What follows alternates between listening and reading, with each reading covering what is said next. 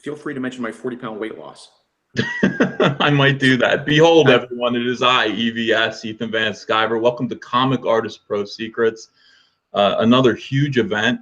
That's what we do here. I like to bring you the best of the best, and we have someone who, if this man is not a legend in comics, I don't know who is. Ladies and gentlemen, I mean, this guy has written everything important to DC, everything important at Marvel Comics, and he's gone on to really underpin Boom Studios. He is a chief creative force now at Archie Comics. This guy's name is synonymous with comic books. Very, very proud to present Mark Waid. That's me. Hey, sir, how are you this evening? I'm doing great. It's great to see you. Yeah, good. What a great intro. I'm going to get you to follow me around for the rest of my life. Just give that,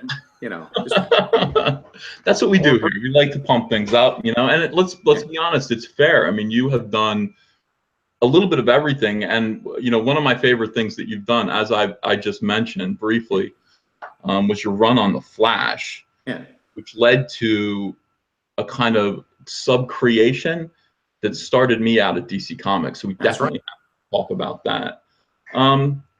Let's see. So let's talk about your childhood. Let's talk about growing up in Alabama.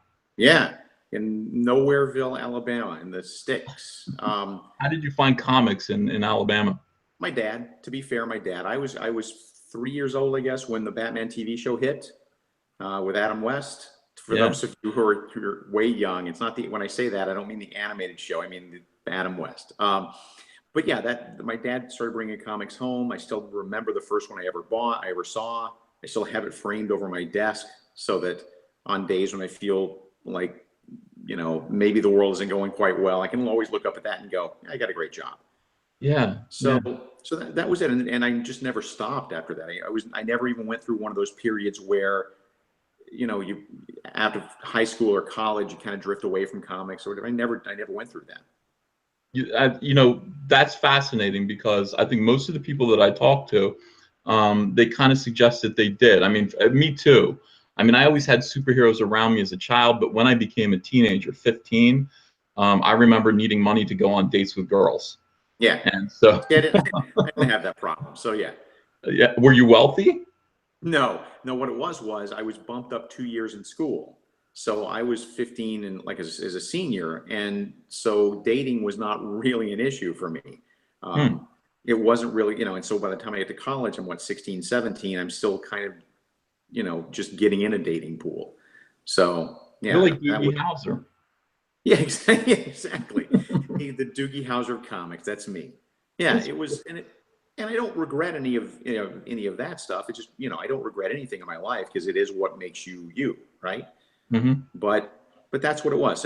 All my life, my grandparents, parents, cousins would, make sure I always had my habit fed.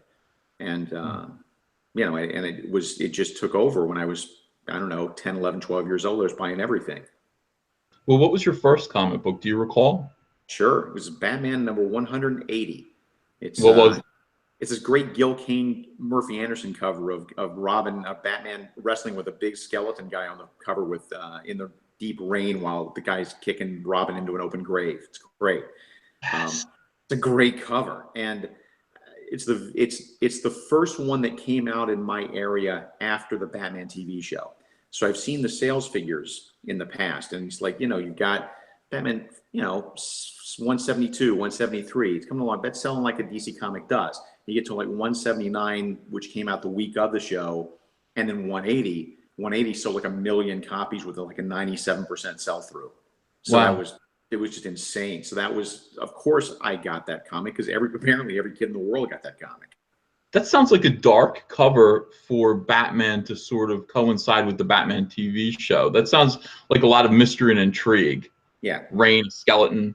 Yeah, it's not, and inside it's not much better. I mean, it's the guy. The whole idea is that this guy who's called Deathman keeps dying, but he's actually a Swami who actually fakes his death repeatedly, and Batman is just tortured by this. Bruce Wayne is lying awake in bed at night, sweating, having bad dreams about Deathman. I mean, in retrospect, it's a really creepy comic. That's not something Adam West would do. No, it's not. It's not Catwoman coming down, stealing cat jewels. It's not the Joker making, paintings out of whatever. So what was it? What was the comic book that made you realize? Lost you there. Hang on. Oh, You there? I'm here. Okay, I lost it. What was and then you blinked out for a What second. was the comic book that made you realize that you wanted to be a comic book writer, and why? I didn't want to be a comic book writer. I didn't want to be a writer. I wanted to be an editor. Really? I didn't want to be a comic book writer until I kind of had to in my late 20s after leaving DC Comics. I never thought I'd be a writer because I grew up thinking, these people have ideas all the time. How do you have this many ideas? I can't do this. But I knew I wanted to be involved in comics. So my heroes were like Julie Schwartz and Stan Lee and guys like that who were behind the scenes at that point. And so that's what I wanted to be, as a full-time editor. And I did that for a couple of years and left DC. And at that point, I still want to stay in comics. But because I was editing like Secret Origins, which was the anthology book, I was editing their Christmas anthologies. I was doing all the anthologies, which means that all those scripts were coming across my desk, right? From everybody, I was Neil Gaiman's first editor there. I was like John Ostrander's editor. I was Christopher Priest's editor. And any name you can think of. And Alan Moore is the only guy in comics whose script I never touched. But that was a boot camp in how to write comics. I learned more in that 2 years than I could have learned 10 years on my own. So by the time I left, I was equipped reasonably well to at least start a career writing comics and make all my mistakes in the first 3 or 4 years. I can't believe somebody wanted to be an editor. That seems like a job that you sort of take while you're learning, but like to aspire to be an editor, you just wanted to be around comics. It sounds like to me. Yeah, and I wanted to have some say in the characters. I wanted to be able to give back to the characters in a way that they gave to me when I was a kid, right? So if I could get behind the scenes and work with Superman or Batman or whatever, and work with the artists and writers, that just intrigued me a lot. That being an artist or a writer I just never thought I could do it. So was there a story though? Was there a comic book that made you realize this was your destiny to work in comics? Tell you a story. It wasn't a comic. So 1970, January 15th, 1979. I'm sorry, no, I got it wrong. January 26th, 1979. It's the most important day of my life because I was, again, like I said, I left home. I was kind of knocking around. I kind of felt like nobody cared about me. It was a rough, there was other stuff going on in my family.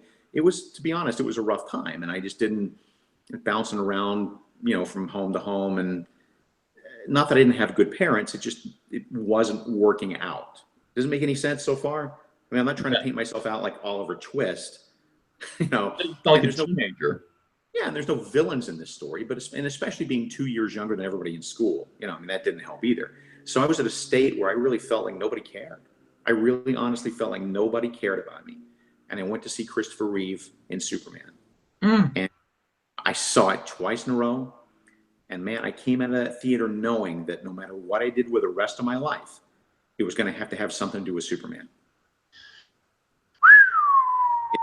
It took me years to figure out why exactly the connection was there. And you'll get this. When I went in, I thought nobody cared. Well, Superman cares about everybody. Well, I don't care whether you're, what your race, creed, or color is, what you're oriented. It doesn't matter. He cares about everybody. And so on some level, I knew, even though he's a fictional character, I felt like there was that connection that meant a lot to me. And that saved my life, man. So that was the day I knew, I liked going in a theater. I liked other stuff. I liked stage magic, and I liked, being a radio announcer maybe, or this or that. But when I came out of that movie theater, it was like Superman. That's it. That's my life. Okay, so we're like brothers on that point. And this is a character that I feel particularly protective over, and I've had to write long essays on Twitter. Like I'll write long Twitter threads about who Superman is, because it seems like there's so much misunderstanding about who this character is. This is a superhero. When people say, what is a superhero? Well, Superman is a superhero. Superman is somebody who would give his life to save a stranger. Yeah. In a heartbeat. in a cocaine heartbeat, man. I did a speech at Ohio University a little while ago, Lake Erie College in Cleveland, Ohio. I did this a few weeks ago. I would do a convention. You do conventions. I do conventions. People come up sometimes and ask you about things. I get asked a lot of times to speak at colleges, and sometimes I'll say yes, and sometimes I'll say no. It depends on what my schedule is, same as any convention. But this is the first time somebody came up to me, this woman came up to me and said, I'm teaching a course in Superman at my college. And I said to her, I'm lecturing in your class. Yes. Yeah. And so we worked it out. I went. Part of the appeal too was it's Cleveland, right? So I got to see the Superman stuff there. I got to see Siegel and Schuster's homes. But being able to give that speech and gave it to her class and then gave it to a bigger auditorium that night. And I mean, I'll shortcut it for you. The shortcut is you get to the end. The point of the speech was, why does Superman matter in the 21st century? Why is he still significant? Why is he still a cultural touchstone? And to shortcut it, what I came down to was my favorite thing about Superman, the thing that I think is his greatest superpower, is that here's a guy who could have anything, do anything, take anything without anybody stopping him, right? Mm-hmm. But instead, he chooses to use his power selflessly and kindly and with compassion. And that teaches us over and over again as kids, it teaches us the lesson that true power is kind, mm-hmm. that true power is compassionate. Or to flip it around, that kindness is true power. If you have compassion, if you have kindness, that's power. That's the kind of power that can change lives. That's great. It's great. Yeah, to be able to do that. So when we see it as kids, it makes sense. As an adult, it's hard to take simple lessons as an adult in a sort of a much darker or gray world than it is, when it's black and white when you're a kid. But still, I think honestly, every time you see that Superman S, that pings you back to that moment in childhood where you got it. That Superman mm-hmm. is kind. Yeah. Yeah, he's my hero. He always will be, and I'm glad you feel the same way about him, and for the same reasons that I do.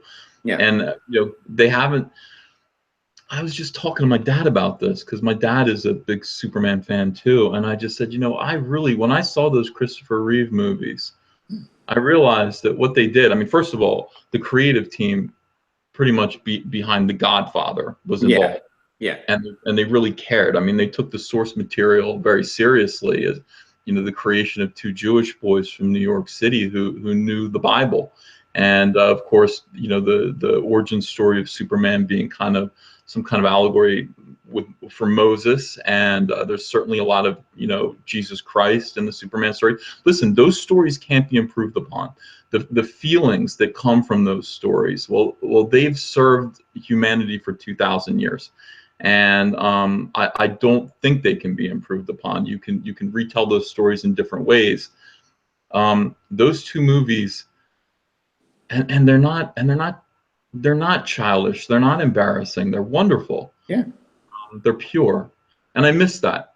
In portrayals of Superman these days. I'm glad. The unapologetic way in which the character was presented. That's what we both miss. I interrupted you. I'm sorry. No. That was exactly right. But let's get back to you, and let's talk about now. Let's rewind a little bit, because I really want to get the full story of your breaking into comics now. So at what was the point? What was your first job as an editor in comics? I tell you, here's what happened.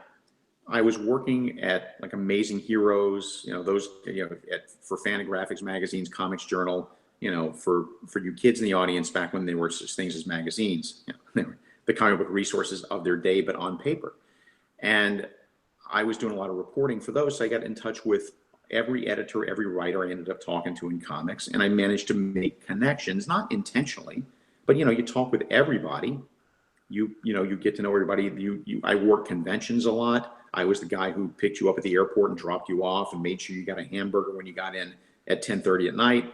And so all of these things helped me make connections.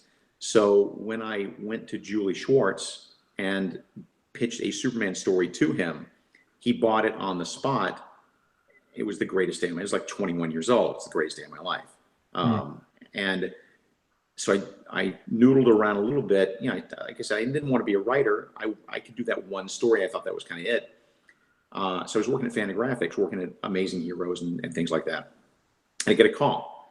I get a call from Dick Giordano because they're starting up a new imprint at DC Comics. It's going to be a creator-owned imprint. They don't quite know what to do with it, but they're looking for young editors with, you know, an indie cred background, which I had at that point at Fantagraphics.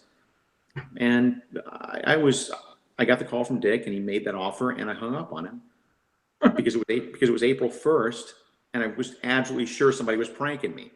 And it wasn't until Dick called back, and I'm like, oh, okay, this is embarrassing, but okay, thank you. So I went in for that interview with Jeanette Kahn, Paul Levitz.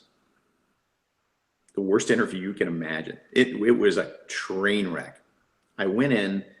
They weren't sure what the job was. They were interviewing like a half a dozen other guys in comics. Brian Augustine was another guy who got called and interviewed, although we didn't know each other yet. But what happened was they weren't sure what the job was. So they were kind of looking for the applicants to sort of help them shape what the job would be, which wasn't clear when I came in the room. The other thing that wasn't clear was they thought I knew why I was there, and all I knew was it had something to do with editorial in DC. That's all Dick told me. So I walked in the room completely unprepared, and it was savage.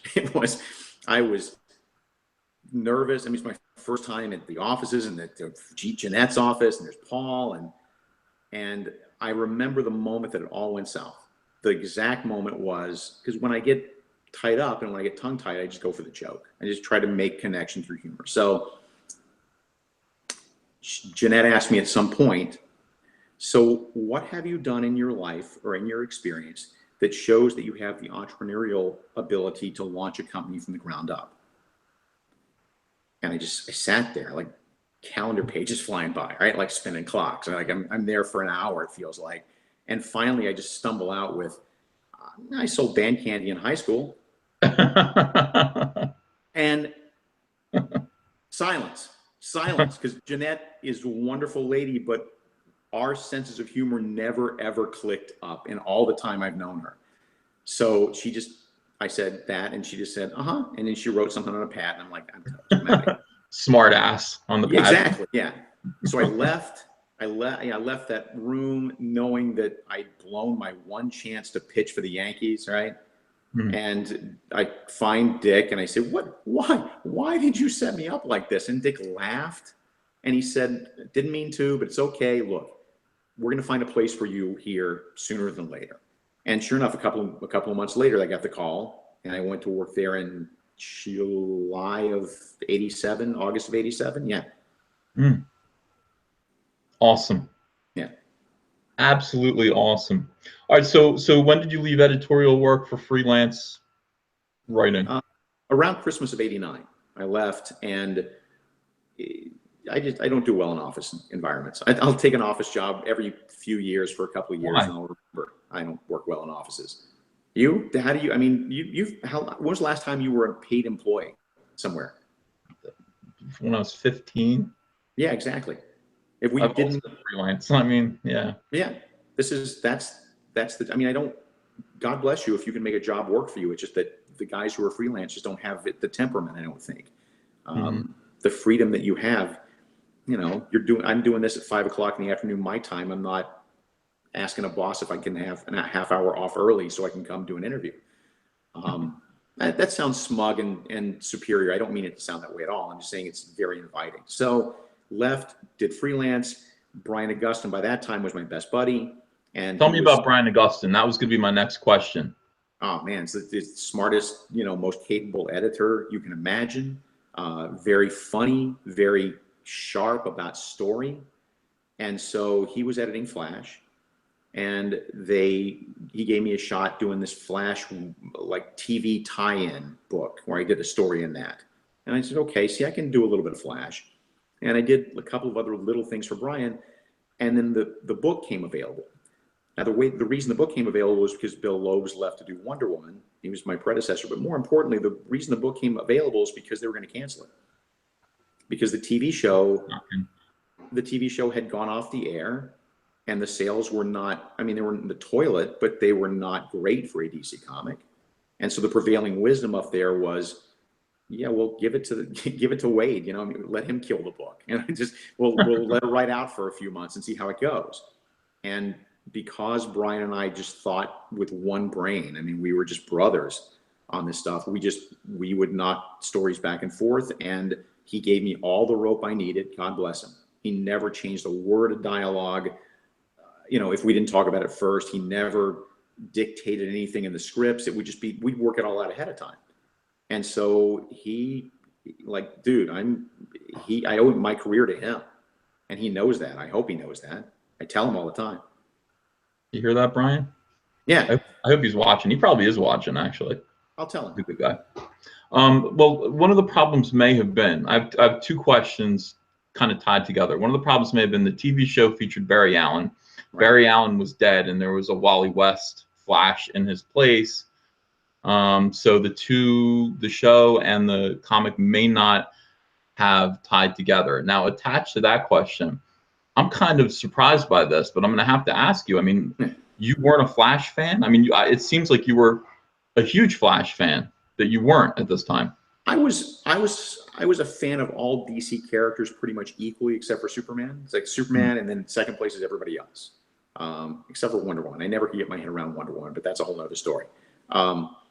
But Flash, I like Flash. I certainly read Flash comics all my life, but it wasn't until Brian and I sat down and went back to core principles. We plotted out that first 4 issues, which was the year one, you know, Wally's origin expanded and retold. And that's kind of the approach I still take to this day. You hand me a character, and I go back to ground. You go back to first principles. You go back to look at the earliest stuff and see what was there that made it work, and just go from there. So that made me a Flash fan. That's the point that I knew at that point in my life as an adult, at, you know, 26, 27, that Wally and I were pretty much the same person in a lot of ways. What distinguishes Wally from Barry? Wally is more friendly. Wally is more open. Wally is more, if you're going to have one of them at a dinner party, you're going to have Wally. I like Barry, but, and this has changed some in the last few years, after DC brought him back, you know, with Rebirth and so forth, but, or the New 52. But up to that point, Barry was a stiff. I like Barry, but he was like your dull uncle. And there was nothing terribly interesting about Barry. So, but Wally, man, Wally has a sense of humor. Wally makes jokes. Wally has character flaws. He's impatient.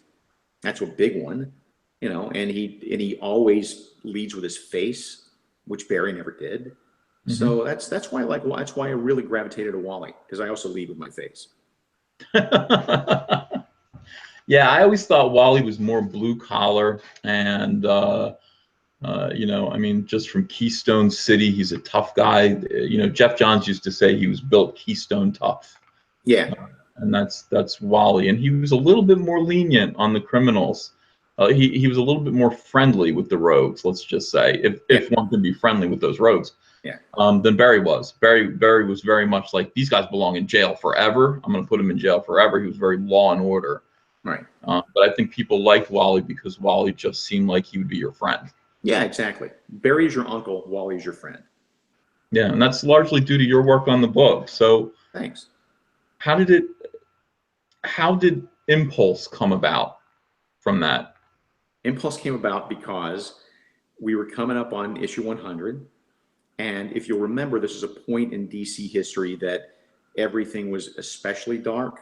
You know, we just killed Superman, and we just broken Batman's back, and Green Arrow had lost his arm, and we're coming up on issue 100, and we know full well that, oh God, they're going to ask us to do something horrible to Wally. So we needed to have, if we were going to build a story in which it looked like Wally was going to die, we needed cannon fodder. We needed other suspects. Who's going to die in Flash 100? Wally and I, or rather, Brian and I, you know, came back to this idea we'd visited a lot of times before, but we never could make it work, which is what if Barry and Iris's kid, who lived in the 30th century, because that's where Barry and Iris ended up, what if their kid or their kids somehow made it back to to the 20th century. And this is one of those ideas we'd had playing around forever. And when it came time to start ramping up terminal velocity and going up to issue 100, that seemed like the place to play that card. How he got the way he was, I have no idea. Just that's the one time in my life, and I'll say this with credit to Umberto, with credit to Ringo, with credit to Carlos Pacheco, who drew the early stories. They're fully, all of them are the co-creators of the character. I'm not the creator, but at the same time, it may be the single best thing I ever had a hand in creating in comics. That's like this one single, I'm talking about a project or a series of books. I'm talking about one character, one thing. Because what I love about Bart is that his name and his powers and his personality all are the same. They all converge in the word impulse. It's the perfect name. I agree with you. He might be my favorite character of the 90s, created in the 90s. I love him. And I mean, that's where I got my start in comics. Yeah, I'm sorry we didn't know. We should make it clear to the viewers we didn't overlap, sadly, because you came in. I left with 27 or so, and you came aboard when mid 40s. 50, issue number 50. Okay. Yeah, I followed Craig Rousseau, and then Todd Mcfarlane was brought on to write the book, and he was great. I mean, he really captured the spirit of the book. And with respect to you were even a character in the book. I don't even know if you know that. I don't think I know that. Well, go back and look at our run. Todd Mcfarlane made a little character named WAID. His name was WADE. Now that you mention, I do remember that. Although my lawyers will be in touch. But yeah, no. That's nice. That's and Todd and I also get along famously. He's terrific. So no, you guys did justice. There's so many times you do. This. There's so many times you do something in comics, and the rules. You know that the next guy who comes along behind you is going to drop a piano on what you did. That's just the way it works. But I didn't feel that way with Impulse. I always felt like he was always in good hands after I let him go. And until he became Kid Flash, it was a character that I really loved. When he became Kid Flash, he wasn't the same. Neither positive or negative, just wasn't the same character at all to me. That's how I felt too. I mean, I've been trying to bring Impulse back I tried to create a new Impulse for Flash Rebirth with Wally's daughter. That'd be cool. Yeah. Irie was going to be the next Impulse, and she was for about 2 issues. That I remember. I saw like an illustration, and again, this is secrets behind the comics. Then suddenly, the equity in that character became a nightmare for about 2 months because I have equity in Impulse, and I have equity in Bart Allen. The equity meaning for the people watching, DC is good about if you're creating something new for the universe, they'll cut you in. It's not a huge amount, but they'll cut you in. But I didn't have equity in Irie because that was Jeff. So when she dresses up as Impulse, the legal department's heads exploded, and not just in the way of, oh my God, how do we cut a check? We don't know what to do. That might be why she went away. I mean, that may have been something about that. Yeah. That's funny. Yeah. So talk a little bit about your good friend, Mike Wieringo. It's the best. He was phenomenal. I mean, the moment I saw his work, I saw an upside down page on Brian Augustin's desk. He had drawn his first story for DC. It was a story for Justice League Quarterly. Sidebar. Marvel always has the better names. Marvel's books, their quarterly books were always like, Fantastic Four Unlimited, Spiderman Unlimited. DC's quarterly books were Justice League Quarterly, Green Lantern Quarterly. Anyway, so Justice League Quarterly, and I was looking at that page upside down on his desk. I said, that's the guy I want doing Flash. It was phenomenal. The work was just phenomenal. And watching him grow from issue, you look at his first issue, which is 80, and by the time you get to like 84, 85, he's full formed. He grew into what he was going to be right off the bat. Yeah. And we just clicked. I mean, we clicked because we were the same age. We grew up in the same kind of areas. We both went to the same college, although a couple of years apart, so we didn't know each other. So, you know, everything about our ethos was we just mirrored each other. We, of all the artists I've ever worked with, and there's been, you know, 100 by now, there are some that are absolutely as good, but no one has ever been able to see what's in my head the same way he does. Like when when you write and I give you a script and I can give you a description of a room, or I can give you a description of a moment, but it's through your eyes. We'll try to hit the same beat, but it's still how you interpret that moment. And I'll get the page back and I'll go, that's not really what I had in my head, but it works, or it's better, you know? But it was like he was taking photographs out of my head. I mean, really, like anything I asked for, anything I wanted in the story, it was exactly the way I would have drawn it if I had drawn it. So we were completely in sync, man. And the tragedy of Mike is that he always felt like he was an underdog. He always felt like nobody cared about his work. He always felt, not in a bitter way, but just in this sort of way, he never understood how influential he was. He never understood how respected he was in the community. He just figured he was, you know, just a guy. And I wish he could have seen, you know, how reverential his work is held, you know. How did you hear that he had passed? Todd, I think, called. I believe Todd called. And that was a rough day. I mean, we're the same age, you know, and he dropped dead of a heart attack at 42 without any warning, without any nod, you know, there were no signs of it, just boom, just out. And the rug came out from under me. I mean, it was that, it's you know, clearly, you know, relatives, distant relatives, somewhere everybody loses people in their lives, but I think that's the first time I ever lost a dear friend. And I still think about him all the time. What do you remember most about him? That he was funny, that he was warm and funny. I mean, not like get you on the phone and tell jokes funny, just he had a great laugh. He was infectious. He had such a great spirit. You know, it's funny when you ask that and listen to my answer, it has nothing to do with his work, does it? Mm-mm.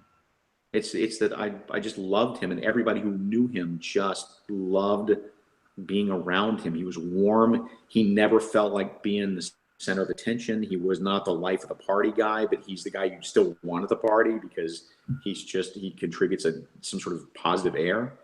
Like I said, I just wish he knew how much we think of his work even today. I hope he hears you. I miss him a lot.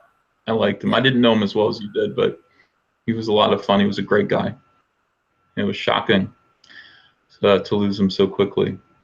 Moving on, because all right, Humberto Ramos. Yeah, thanks for the room down, man. I'm sorry.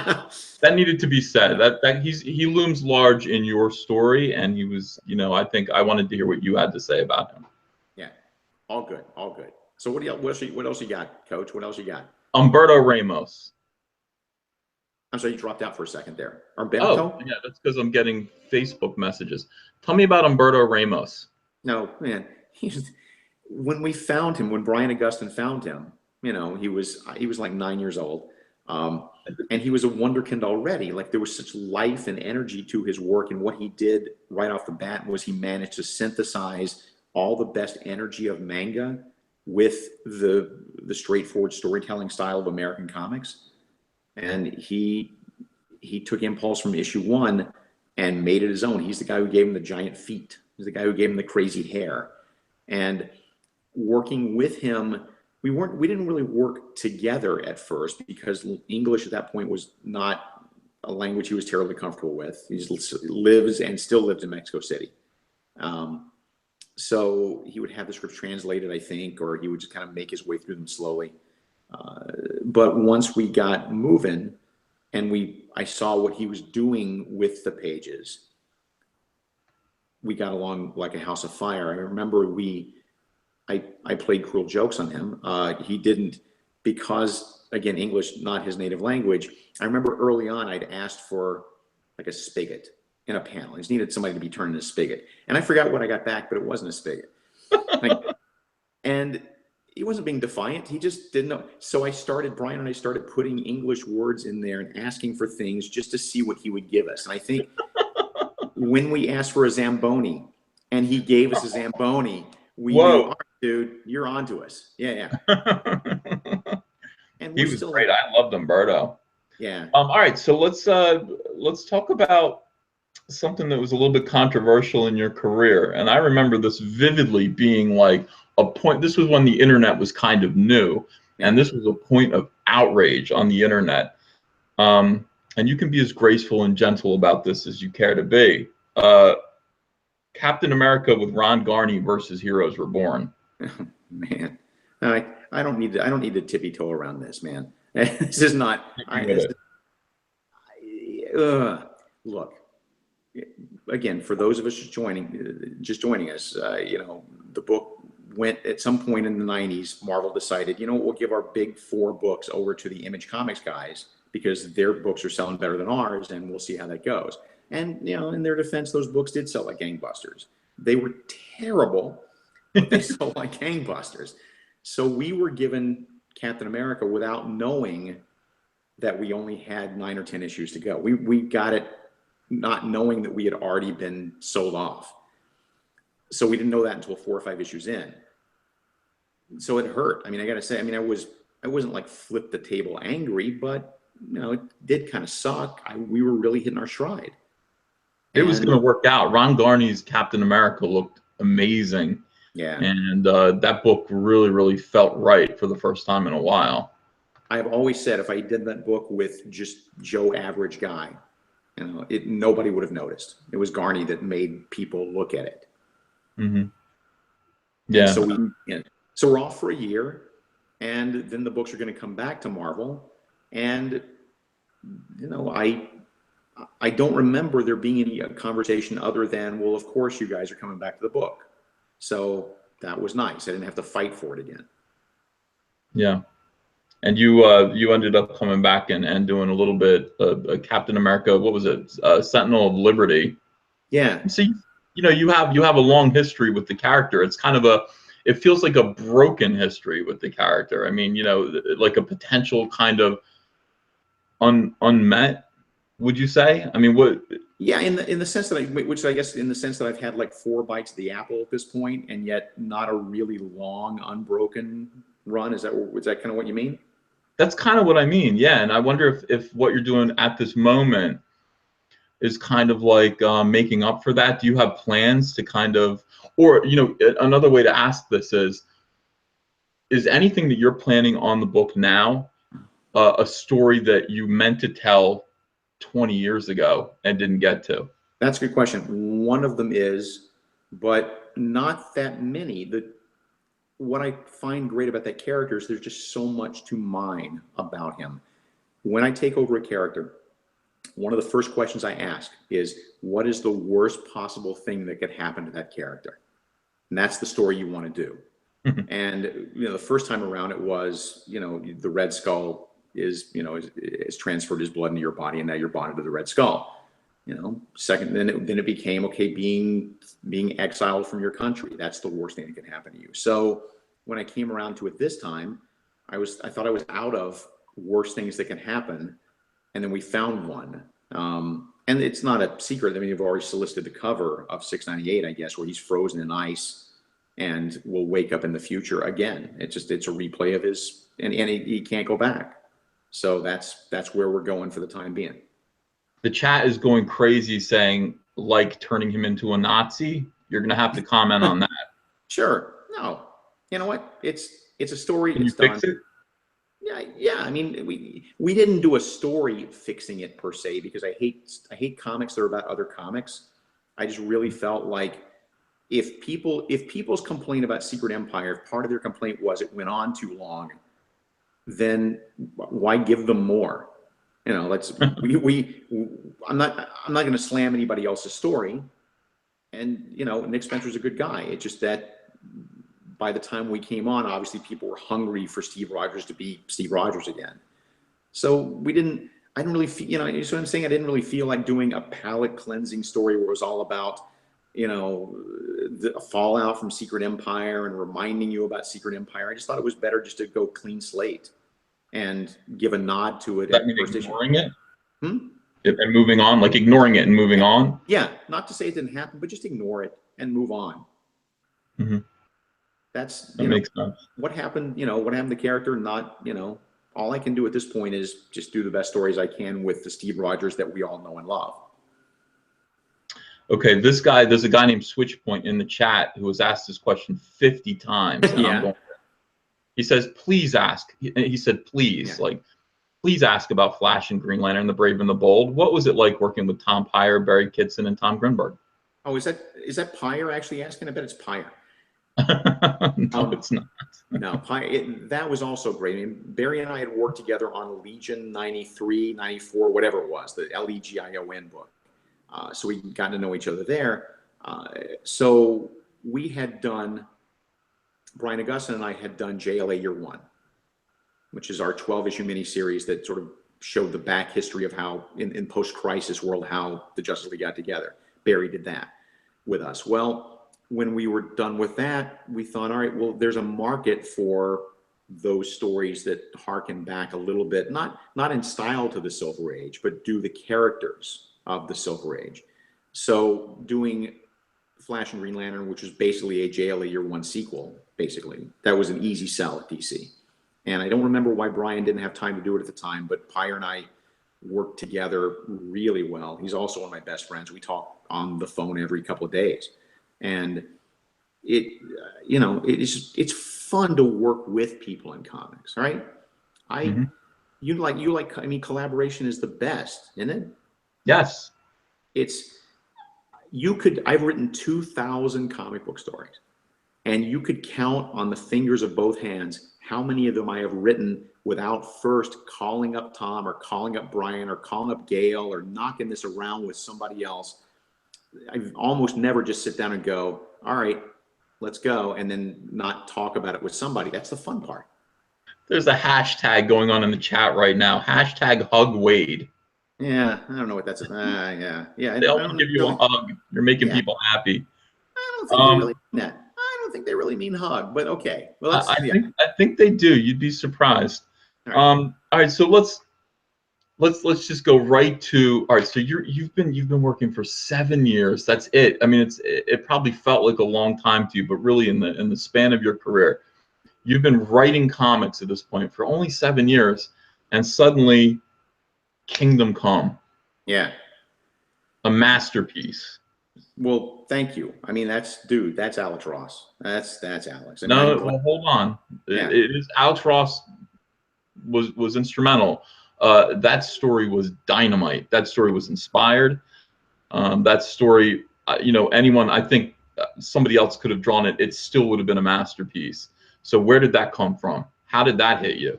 That happened because Alex had done Marvels with Kurt Busiek over at, across town, and he came to DC because he loved the DC characters, and he had like a sheaf of illustrations of character sketches, like a bunch of them, and he had like a couple of 3 pages of handwritten notes about what he thought a story would be. Maybe more than that. It wasn't a whole lot more than that. It was all handwritten stuff. But he knew he couldn't write it himself. He needed a writer.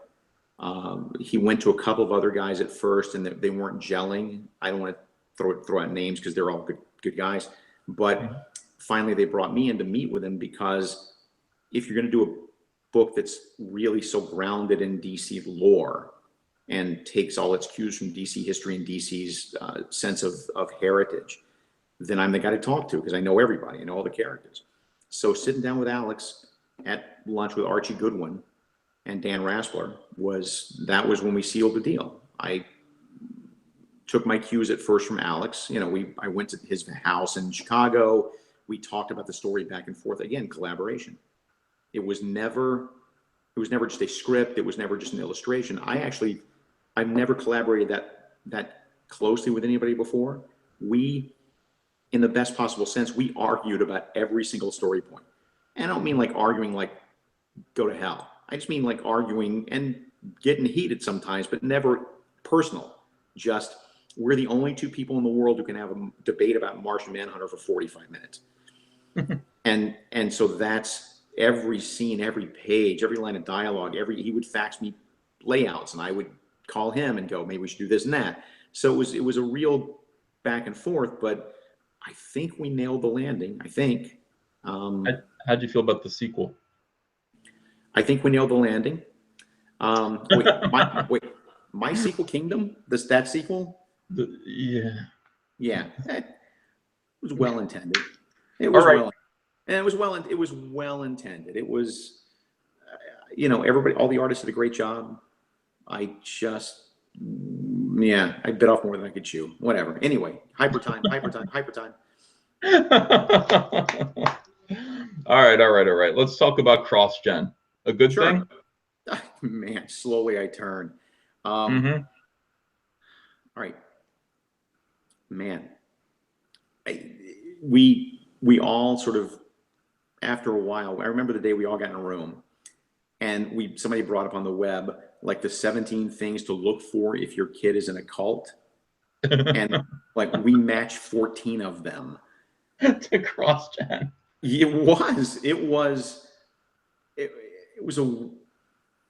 was run by, a multimillionaire who had gotten out of the business of doing whatever he was doing, sold to Ross Perot, I think, and decided he wanted to do a vanity comic book publishing thing. And he brought me in to talk to me about basically being his right-hand man and running the place. And at that point in comics, this is before Quesada and Gemmis came on at Marvel. This was when things at DC were in pretty much a disarray. This is a point at which, 1999, when nobody had any ripcords. Everybody was falling and nobody had any ripcords. And here's a guy with a ripcord. Yeah. He seemed to have a plan. Okay, that seems to like that might work. You go in. It's like a cult. It was exactly like a cult. What he would do is you had to work in the office. You had to work in the building. It was, no freelancers. I mean, they dabbled at first, but basically early on, it was everybody had to come work at CrossGen. It was a very cult mentality. You were working in a giant dark warehouse with no windows and no clocks. And everybody was working in little tiny cubicles. And he saw himself as a benevolent man, and the rest of us kind of saw him as an angry tyrant. So, wow. He put on a brave face. He put on a good show, when he recruits you. But then you get in there, and he just liked to noodle. I will never forget listening to him stand there. He went over to some artist's table and said, "Well, that doesn't look right. Draw that again." I think it was a character's hand or something like that. And he came back an hour later and said, "No, that's not right. Fix it."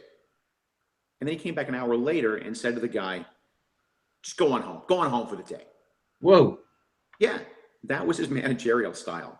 So as ostensibly as a second in command, I tried to make it clear early on, look, I'm running the room. You can run the company, but if you got problems with the people in the room, come talk to me, because that doesn't fly. And for the first few months I was there, I was his Jiminy Cricket, because he was a millionaire who had never had anybody say no to him. And I didn't care. Like I couldn't find other jobs in comics. So I sat on his shoulder and I was his conscience. And for the first few months, he listened to me. And I believe, and I was told over and over again, that I was a pretty good influence on him and on the company. But at some point, he just got it in his head that he knew everything. And, so what he would do is he'd hire you.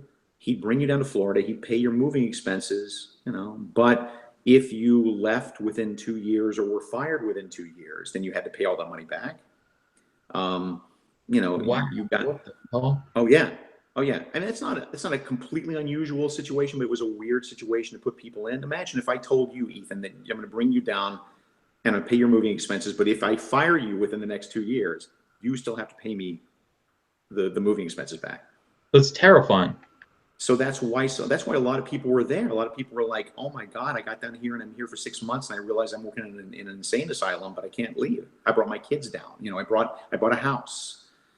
So it was dark. And the moment it all fell apart was December. Oh, Jesus Christ, man! It's only the most important day in American history. September 11th. And we're all in the offices. We have no idea what's going on. People, TV coverage, 9 o'clock in the morning, stuff's going on. Oh my God, what's happening? We're all gathered around these little TVs. freaking out. We don't know what's going on. Most of us don't even, many of us didn't even have our families anywhere nearby. Just so we, you know, we didn't have anybody to, we were calling our families going, what's going, you know, if things go wrong, I'm sorry, I loved you, you know, if we all blow up, we didn't know. One of the women there, her sister was working in one of the buildings. Now, luckily, afterwards, we find out she got out okay, but we didn't know. She's melting down. In the middle of all of this, Mark comes in and says, everybody back to work. Everybody back to work. We're not going to let the terrorists win, or whatever he said. Everybody back to work. And I don't remember what happened next. All I remember is everybody told me I just went completely berserk on the guy. I didn't punch him. I just was screaming at him so loud. All I remember is going back to my office and punching a hole in the wall. Who does that? What kind of monster does that? What kind of monster on September 11th comes in and says, get back to work? So that's the guy you're working for. So then he, you know, I leave. I can't deal with that anymore. We're going to talk about happier things in a minute. I left, couldn't deal with it anymore.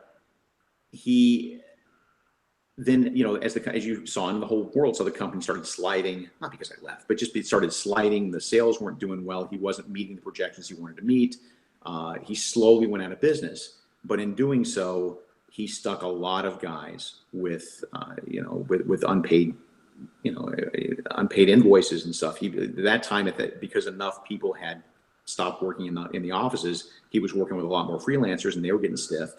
And so I was so angry at this that I set up a fund for, I said, look, if you want to sue him for back pay, I will pay, as long as you're doing the legal work, as long as you're doing the paperwork and the expenses, I will cut you a check and I'll cover your legal fees. And a couple, 3 guys took me up on that, and they won in small claims court. God bless them. I hate bullies, man. I hate bullies. Yeah. That's crazy. It just, so many good people in comics. I mean, so many great people and we've talked about Ringo, we've talked about Umberto, we talked about Tom, we talked about Brian. So I don't feel like I'm being just Mr. Grouchy, but holy crap, people just had no idea what that was like there. I never thought of CrossGen as a cult before. I thought of it as a big, boring mistake. Yeah. That happened, you know, right at the turn of the millennium. All the books that came out looked boring to me. I was like, you've got George Perez, you've got all these big name artists, and you've got them drawing pirate books. Yeah. You know, it's like you don't create cool looking superheroes for them. The company's gonna fail. These books are not appealing on a well, anyway, yeah, what you're saying is even makes it far more insidious and scary. I'm you know, boy, good for you. And worse, man, it was him and his cousin Gina, that neither of them had ever had any creative experience, but these are all ideas that they thought about when they were kids. So basically, we were a big vanity publishing for them, and they had very, very strong ideas about what all of these books should be. So you didn't get to really create anything at CrossGen so much as you were sort of handed it and then told how to make it work. Did you feel like he was buying all of his comic book idols as friends? I kind of, to some degree, there was a sense of accumulation. I will never forget, in his office, he had the bow that Errol Flynn used in The Adventures of Robin Hood. Oh my God. He had, I mean, he's multimillionaire. Yeah. He's got that bow, and he would talk about heroism. He would talk about, you know, and I bought it early on. I think he bought it too. I think he thought he was a really good guy early on. He always thought he was a good guy, but I think he really bought into the idea that he's uplifting, and you got to behave honorably, and you've got to behave heroically like your idols. And so that bow meant something to him, and it meant something to me. Now, when I left, I remember telling him, "You don't deserve that thing. Somebody should just take that away from you. You don't deserve that thing." Yeah. So let's talk about where you are right now. All right. I want to fast forward to Archie Comics first of all. Now, Archie Comics. Tell me if I have the wrong impression of this. I mean, Archie Comics seems like a comic book company out of time. I mean, essentially the characters have been around for absolutely ever. And at some point, some brilliant person over there decided to get very, very creative with those characters. They killed Archie. There's a zombie plague.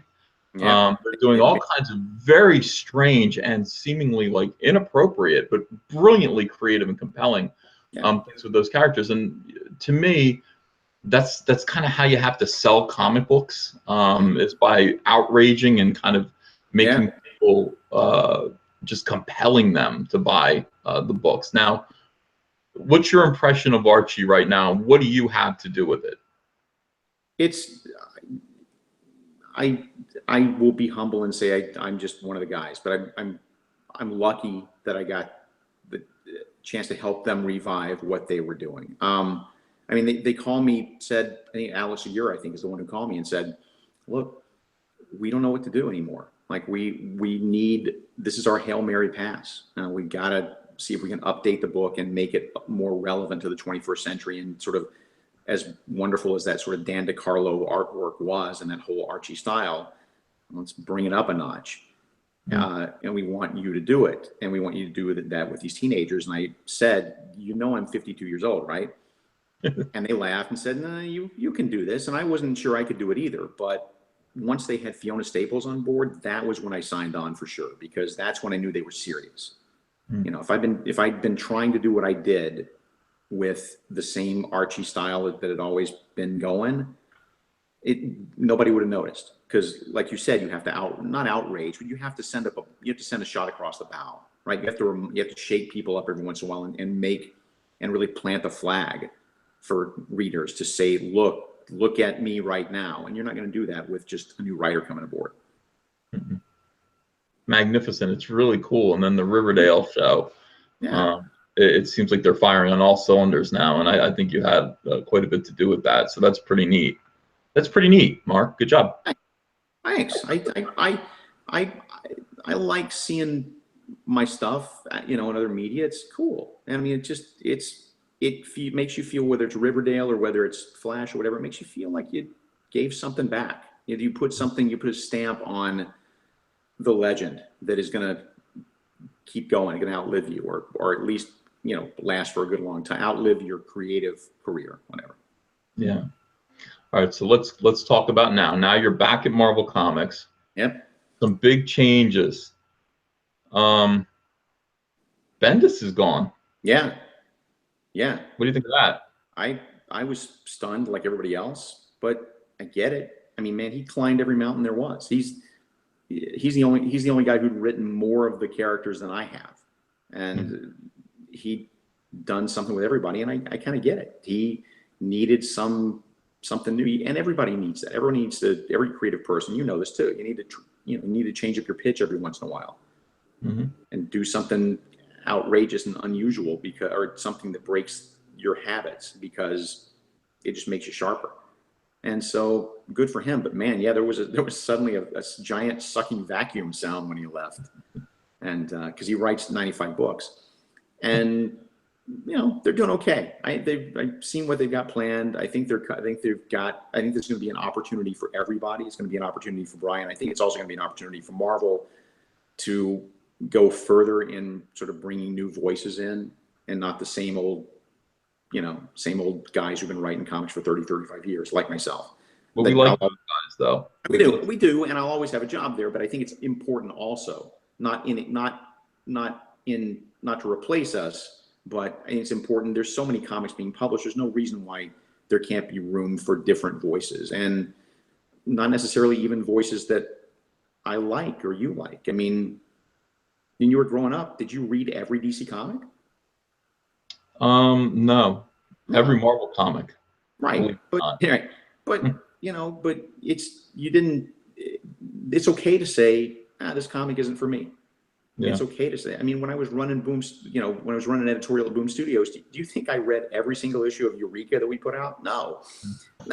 You get an editor under you to do the job and get the comic out, and it looks professional, but not every comic is for every reader. Somewhere in the last few years, we kind of went from comics are for everybody to comics are for me. Explain that. That it really, I understand the sense of ownership that people have, that fans have of these characters. I have it too, and I had it when I was a fan. But more and more, it just feels like we've narrowed the audience down to a core group that seems very disappointed when they see books that aren't to their taste. And instead of just being able to ignore them or say, it's not for me, there just seems to be a lot of anger there. And I'm not going to make fun of that anger. I'm not going to dismiss that anger. I get that anger, but it disappoints me. I'm not sure what the fix there is, because not every comic is for everybody, nor should it be. Well, what if there are books that people previously were really enjoying, and then massive changes were made to them? Can you be sympathetic to people who are saying, "Hey, this direction is not okay"? I like people who would have preferred Barry Allen, who were really upset about Mark Waid coming in, and then Wally West, and then Impulse. I want to go back to my Barry Allen. Does that, you understand? No, I get that. I mean, I'm the guy who lost my mind when John Byrne came and screwed up Superman. Yes, so I say that now. That was my feeling back then. I have a lot more generous opinion of what he did now, but at the time it was like I was just as angry. If there had been an internet back then, I would have been, yelling and screaming right and left. I get it. It just, the part of it, and you know this too, that in no other medium are the creative people as accessible to the audience as they are in comics. And that's been that way forever, really. I mean, pretty much ever since somebody threw the first comic book convention, and social media has made it even easier to be in touch with your creative people. I can't, send a text to Anne Rice and know she'll read it or whatever, but people can read you, people can, catch us on Facebook or whatever. We're pretty accessible people. And that's great, but when people are really happy with us, they're really happy. But when they're really angry with us, they're really angry. And it's hard as a creative person to shake that off sometimes. That it's one thing to know existentially that anger is out there, that people are mad because, they don't like what's happening to Batman now. But if you're the guy doing Batman and they're on social media yelling at you, look, take criticism. That's part of the job. It comes with the job. But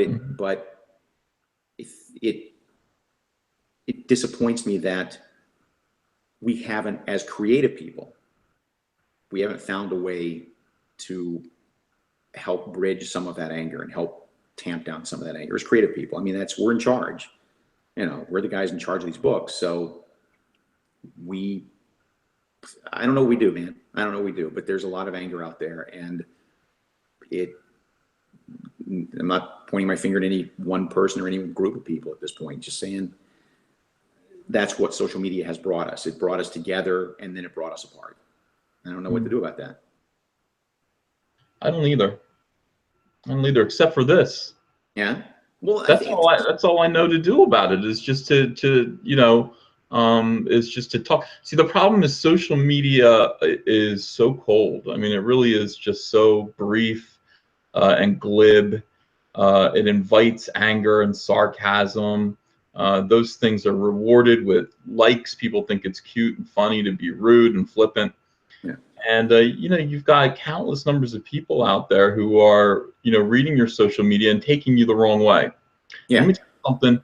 I know what that's about. Okay, I know exactly what that's about. So, what's the solution to that? This is my solution. My solution is long-form conversation with my fans and with other creators, and sometimes guys that I don't necessarily agree with about things that don't matter to comics. Exactly. I mean, this is why I came on, not only because I know you and I've known you for a long time and I like you and we're friends, but also because I think it's important to show that creators, that we're complex people. We're complex people, and it's not. It doesn't have to be red versus blue. It doesn't have to be Jets versus Sharks. It's we can all talk about. If I want us to be able to set the example that you don't have to love everything about somebody else to get along with them. Make any sense? I mean, you know what I'm saying. That's exactly. Well, yeah, I've said that many times. I mean, I've had people say, "Why are you friends with him?" I want you to understand he thinks this, this, and this. And I'm like, I love him anyway. I don't have to agree with everything that they personally believe in. Right. If I only was friends with people who believed exactly what I believe, I'd have very few friends. Yes, because that's there true. aren't that many people who fall in line with all of my beliefs and all of my feelings and tastes and things. Yeah. So, you know, there needs to be a little bit more compassion, a little bit more forgiveness, a little bit more of an attempt to understand. And there are so many people in this business who actually do that. And it's wonderful. You know who's one of them? Yeah. Scott Snyder. That's One of great. the Yeah. greatest guys ever. And when I used to say something that he would disagree with, he'd come to me and just say, you know, that hurt my feelings when you said that, because I don't think that was a very well thought out thing. And I know you and I love you. And I just want you to, what a great guy. And it's just like, oh, you know, well, let me, when approached like that, I mean, one has to step back and just, you know, re-examine one's behavior and the things that someone is saying, and reconsider your the way you're projecting yourself to the world. Yes. Yeah. I think getting outside your bubble. That. Yeah. Getting outside But your again, bubble. that's what this is. That's what this is. I mean, it's important for us to show that. I think it's important for us to show that we're a community, because it also helps people understand that we are not, none of us, we're all working with the best of intentions. You don't have to like everything we do. You don't have to like anything some of us do, but everybody's working with the best intentions. No one, and I think you'll back me up on this, man, no one is deliberately making comics to piss you off. I'm trying to make money. Right. Yeah. And in my case, I'm just trying to have fun, but still nobody's deliberately trying to inflame the audience, I don't think. I mean, controversy is one thing, but nobody's making comics just to spite you. There you go. Nobody's making spite comics. And you agree with that, and I agree with that. And the fact that between the two of us, you know, we can capture a lot of fans' attention just because you've got your following and I've got mine.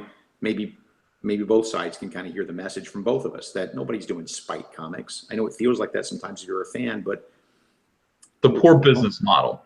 It's a terrible business model. Yeah. So let's talk about CB Sabolsky. Great guy. Yes, absolutely. I've known him for many years. Yeah. What is going to change about Marvel with CB? I think that he is.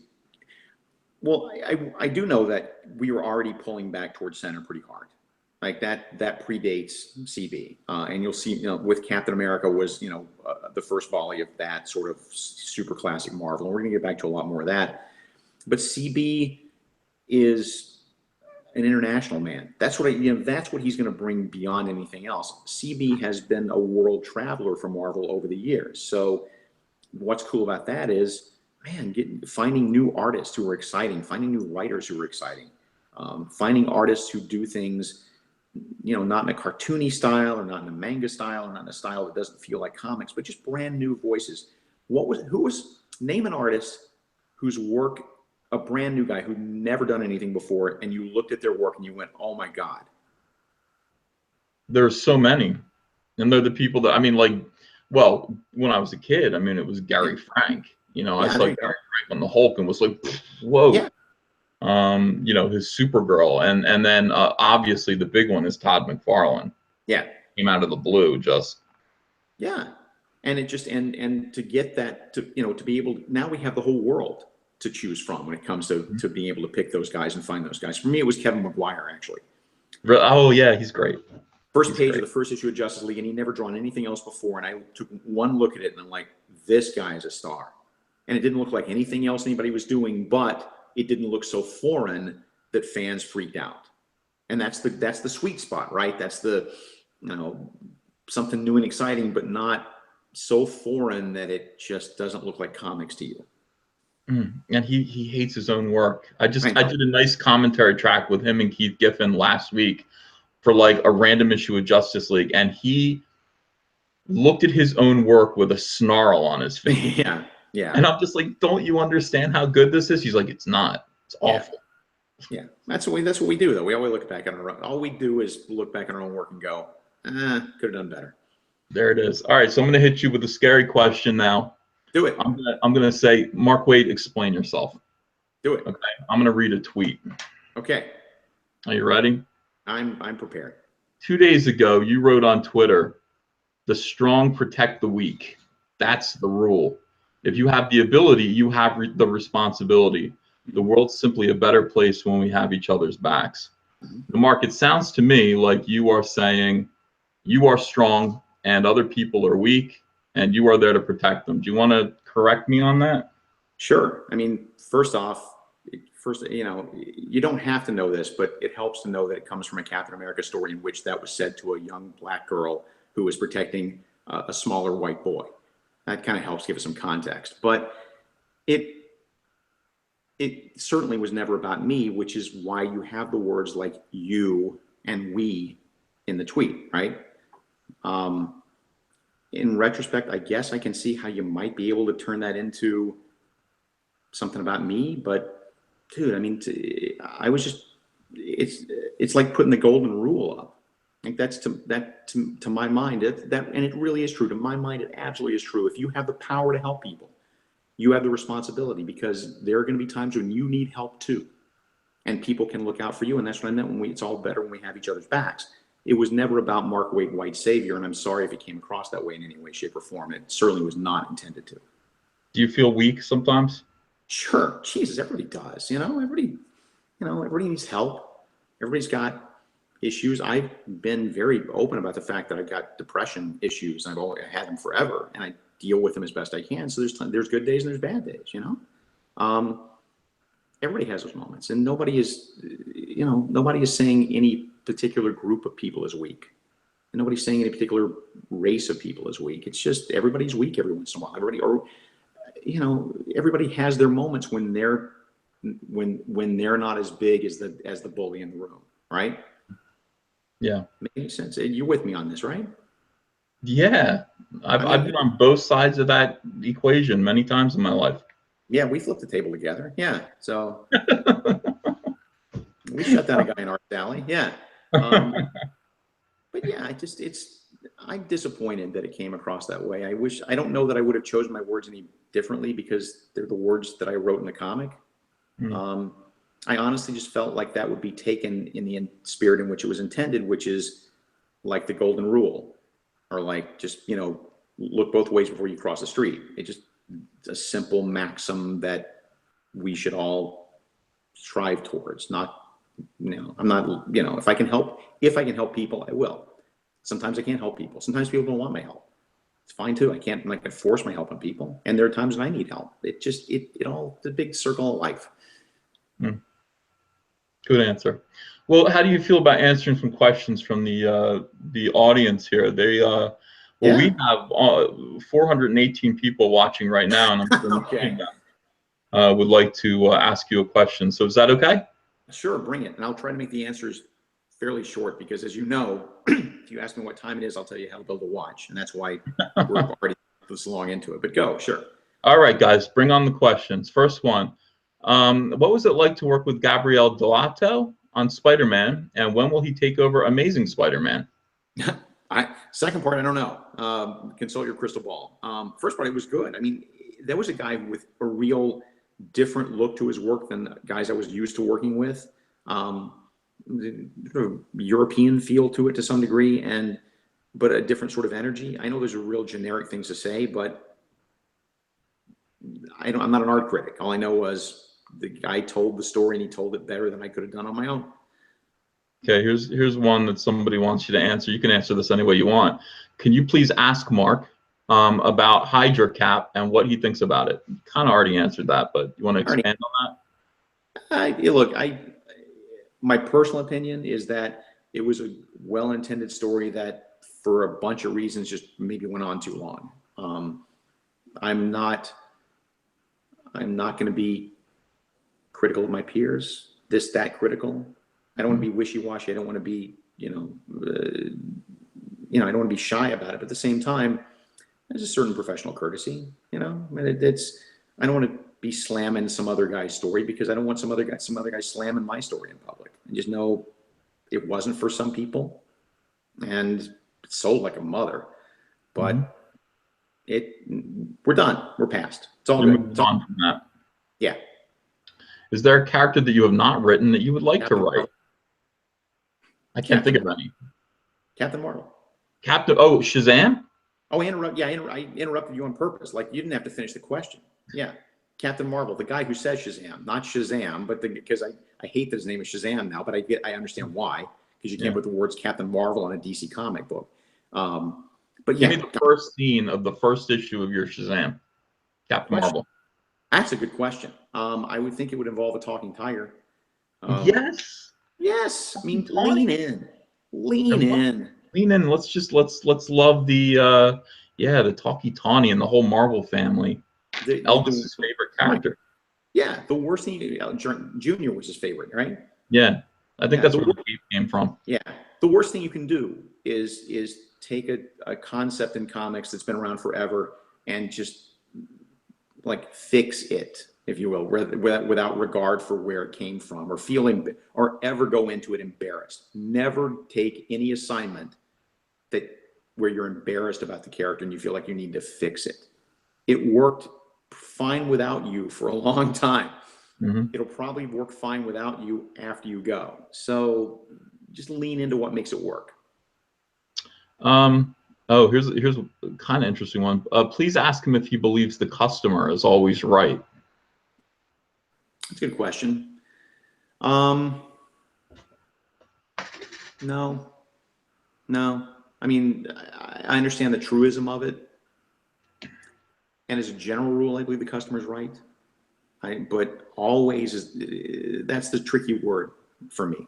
I mean, come on, when I was working retail and some customer came in and he was a lunatic, or he was rude or abusive to the people around him, and some customer comes in Starbucks and just starts flipping tables. Customer's not right. I'm not comparing that to any of our audience. I'm just saying in general, that's my feeling. But the customer's voice needs to be heard. You and I have a bit of a division about this, and we talked about this, that you are probably, because you actually have a family and dependents, you are a little more focused on, this is a business, you got to make money, this is how you make your living. I have the luxury of not having dependents, not having a wife, not having anybody who else is dependent on me, and that gives me the freedom to be able to be a little less concerned, mindful, worried about what the audience will think, because I just think it's my job to do the best story I can do and not really worry about the audience. But I grant that's a luxury. And I also grant that because if I had 2 kids and a mortgage and, a mother-in-law who lived in the house or whatever, my tune might be changing. I don't know. Another long question another long answer to a very short question. And you're a little more cognizant of that. You're a little more business focused on this. Yes? Yeah, I believe that the fans need to be heard, and I don't want fans to dictate stories, but if fans are saying, look, we've put up with this character long enough and we want the old guy back, and we're not going to buy this anymore until our old guy's back, the fans need to be heard. I mean, you put characters out there. If fans don't respond to them, you don't stubbornly keep insisting that they accept that character. It's time to 86 that character and give the fans what they want to pay for. Let me ask you, Ethan, is the customer always right? I would answer it somewhat like the way you answered it, but a little bit more conservatively. I would say yes, as long as the customer is well-intentioned, is planning on frequenting the establishment, as it were, and is loyal and has good intentions. It's a transactional business.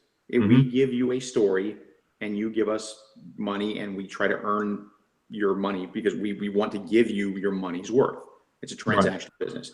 It's, so in that sense, the customer's always right, because if he doesn't like what we're doing, he can stop buying it. And that sends the signal. It used to always be the case. It's still largely the case that big companies, Marvel and DC, don't make their decisions based on social media. They make their decisions on the profit and loss line. They make their decisions on the ledger sheets, and Right. that's also that's the real power of a customer, is just to say, you know, I can't buy this anymore, and that sends the message. Mark, what are your thoughts on how the current nostalgia market affects comic fandom and their perception of what comics should be? And how do you feel about house styles? That's from Thomas Matthew Byrne. I don't know if there isn't. I don't see a nostalgia quotient. Do you?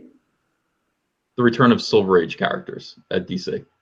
Yeah, but as long as it's done with a modern sensibility, it doesn't feel like nostalgia to me. That's because, I mean, it's like saying Superman's always been a nostalgic character because he existed in 1945. That's just, you know, you've touched upon a nerve. You've touched upon a nerve of, I feel like I often get called the Silver Age guy when I think, no, I'm using Silver Age characters. There's a difference. You tell stories in a modern way. That's what you do. So. Yeah. All right. So I'm getting a lot of super chats, but I'm missing them because they're going by really fast. Right. Hot Pink Geek says, ask him if he wants my Champions comic collage. So she makes collages out of comic books. She made me one. She wants to know, and she's asked several times, she would like to know if she can make you one of your Champions book. I'd love that. And I'll give you my address right here on YouTube. No, I'm kidding. But if you want to send it to Marvel, they'll get it to me, and I would love that. I love when fans are involved. I really do. All right, let's see. Jesse N, thank you for the super chat. He says, vote with your wallet. That's correct. I think that's the ultimate power of the consumer, and the consumer insisting that, yes, I am always right. And that's a fine thing to do. I agree with that. Yeah, let me put a coat on that for a second. That's true, but the other thing that happens, and I see happening, it happens in movies with Rotten Tomatoes. It happens with, in other media where everybody thinks one thing is the metric, right? Rotten Tomatoes becomes the only thing that matters when you're deciding to see a movie, which is crap. But I mean, that's the only thing that matters. And likewise, we are very free and loose with sales figures to some degree in comics, direct market sales figures. But that is changing. I mean, we're trade paperback business is picking up more and more every year. Digital is picking up more and more every year. So I think sometimes readers think that because a book isn't selling the same way it was, say, 6 months ago, that it's cratering or tanking, and that's not necessarily the case. You can feel that way if you want. It means that it's not. It just means it's not selling as many print copies in the direct market. So, don't don't assume that everybody voted with their wallet the same way you did. Make any sense? Yep. All right. A million people are yelling at me. Ethan, please ask him about Irredeemable. Yeah. But they're not being specific. I don't know what to ask. So talk about Irredeemable. Sure. It came from, I mean, it's, the basic concept for those who don't know is, what if Superman were raised by jerks? Man of Steel. What if Superman were raised by, emotionally disturbed people? It just, here's a kid who grew up like Superman, grew up with the powers and abilities, but without a stable home life. No, I mean, think about Superman. Think that Superman is a little infant and the Kents adopt him and everything goes well. But it could have gone very badly. The Kents could have gotten the kid home and realized the kid can bend steel bars with his bare hands. They would have returned him to the orphanage in a heartbeat, and you would have been afraid of that kid. Imagine if you had those powers. Imagine how easy it would be to accidentally have everyone around you afraid of you all the time. So that was sort of the starting point. So by the time we get to his adulthood, he's kind of off the deep end because he's just, he's never felt connected to humanity. A lot of it came from one moment. In Grant Morrison and I had a conversation once years ago, and we're talking about the early days of the internet, the early days of forums, and the early days of CompuServe and stuff, and even then, outrage and so forth. But we were talking about. See, I say I buried the lead. What we were talking about was Superman has the Phantom Zone, obviously, but he has this thing in his fortress called the Zonophone. that allows him to communicate with the Phantom Zone criminals. Now, why you would have this is beyond me. All you could do is you turn it on and it's just full of people screaming hate at you. And Grant says, who would have this in their house? I said, we all do. It's called the internet. And that was a flip joke, but that became, what would your life be like if you were a superhero, but you had to listen to everybody about everything? You're not going to make everybody happy. Superman makes everybody happy because that's the fantasy we built around him. But, you know, if you were really a superhero, there would always be guys out there just taking you down or taking shots or angry that you didn't fix their problem. And imagine if you could hear all that all the time, that would drive you nuts. What do you think of the Justice League movie, since you're not working at DC and you can be honest? I can be honest. I really liked it. Really? I really did. I went in I did too. I went in with a low bar. I went in with my low bar was Superman doesn't murder anybody, and you don't make me hate any of the characters. As long as you can do those two things, we're going to be good. And but it delivered. I mean, was it the greatest superhero movie of all time? No, but it was what I wanted out of a Justice League movie.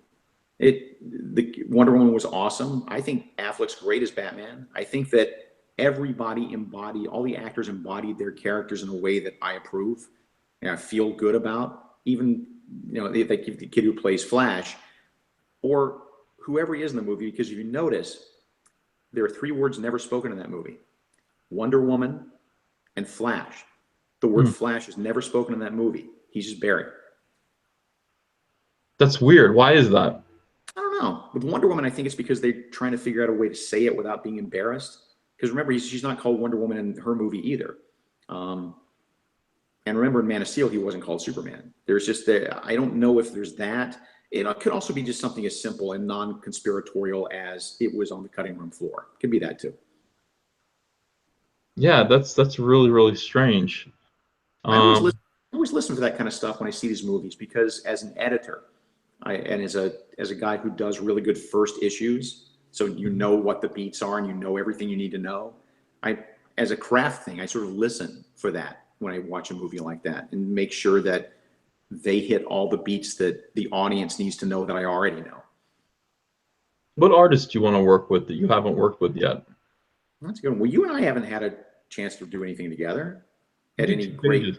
Yeah, 2 pages. I mean, you'd bring some life to stuff. I've been lucky. I'm really lucky to be working with pretty much everybody.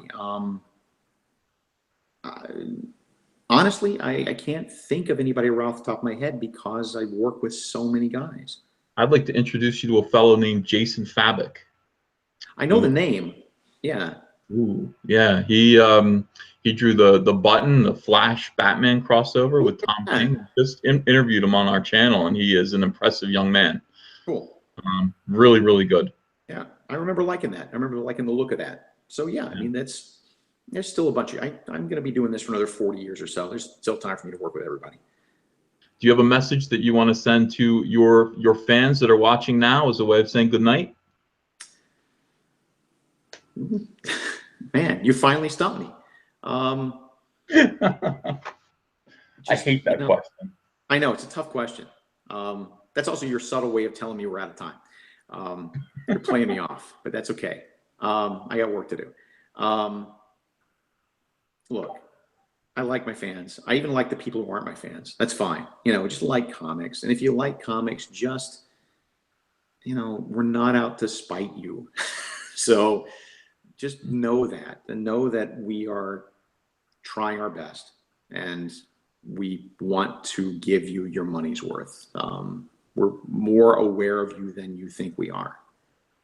And beyond that, just, you know, what did I say earlier? You know, the strong protect the weak. That's the rule. That's great. Ladies and gentlemen, Mark Waid. There you go. I think that was pretty thorough, don't you? Mark, thank you so much for joining us tonight. Really appreciate it. Very much. Highly recommended. Would talk again. Good. Tell others. We need more people here. Thank you so much. All right, guys. So listen, if you like the whole show, why not leave comments on the rebroadcast? It should be posted probably in about 30 minutes, it'll be available to watch again. Leave your comments, subscribe to the channel if you haven't yet, hit the bell for notifications for future events like this. Thank you so much for joining us, and we'll see you again soon on Comic Artist Pro Secrets. Good night.